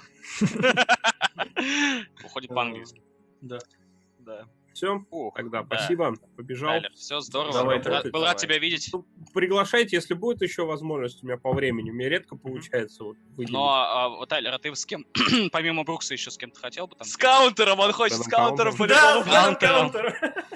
Нет, я могу с Петером пообщаться, мы с ним знакомы, поэтому я, в принципе, бы с ним с удовольствием бы еще поболтал. И нам есть что обсудить, вспомнить опять же. Здорово. Они часто. Если будет с каунтером, было бы как минимум интересно, это был бы такой знаковый, наверное, момент. Напряженный немножко. Судя по твоим бэкостримам, да, я понимаю. Каунтера я люблю, а вот его книги... Но, опять же, сейчас он пишет мало, поэтому... я бы поговорил, кстати, о последней его повести про тех самых не испевающих душу примарисов. То есть хотя бы ее даже обсудить. Не обязательно там в древность углубляться. Но, в принципе, я говорю, если есть возможность по времени, я, конечно, бы еще с кем-нибудь. Мы нас сейчас с тобой поболтаем по времени. Рик Присли скоро, ты как? Да, тоже, почему нет? С Риком Присли про Вархаммер в целом. Да. Отец сия движения такого. Там надо тоже подумать, чтобы у него такое спросить, да, там не спрашивать, типа, а вы новый Вархаммер не придумали? Я консилиум соберу по вопросам. Да, прям круто. Но это было бы очень здорово, если вы присоединитесь. Да. Поэтому зовите, если будет возможность, то как по времени получится, то я за. Вот, все тогда, ребят, всем спасибо. Рад был видеть. Спасибо, что пришел. Пока. Удачи. Привет из Москвы. Так, мне нужно будет тоже сейчас бежать. Слушай, там Леша горит. Почему? Потушите его. А почему он горит? Райт канон, Бруксника. А ты что, там перепишешь, что ли, да? Я написал, бросил, убежал. Окей, хорошо. Вот. Мне понравилось, я доволен. Брукс классный. Лапочка.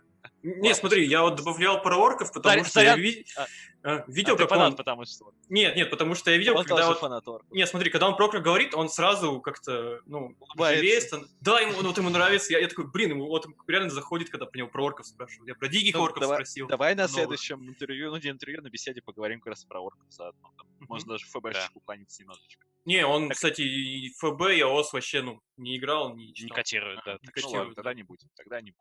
Ладно, в любом случае найдем. Короче, да, ответы мы получили, очень интересные, и надеюсь, мы еще с ним поговорим. Довинов из АОВа можно просто ссылку на это интервью будет кидать.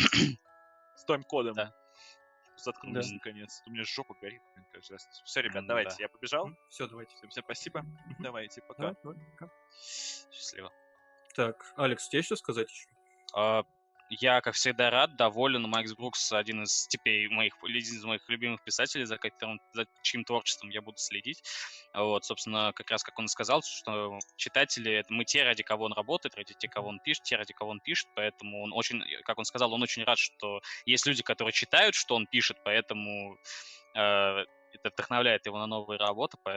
Так что здорово, приятно, как всегда, приятно пообщаться с человеком, который что-то творит, и ты можешь потом это почитать и обсудить.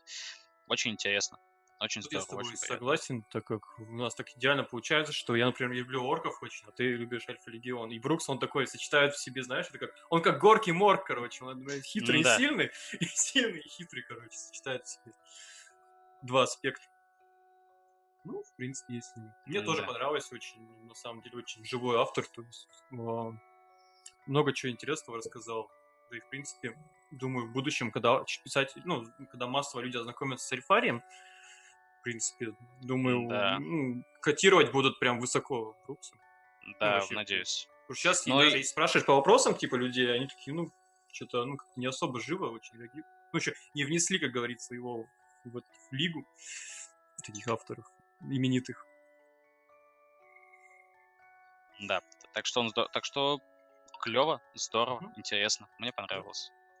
Все, тогда будем заканчивать. Давайте, да. Счастливо. Брукса на Гримдар подкасте. Да. Счастливо. Все, давайте.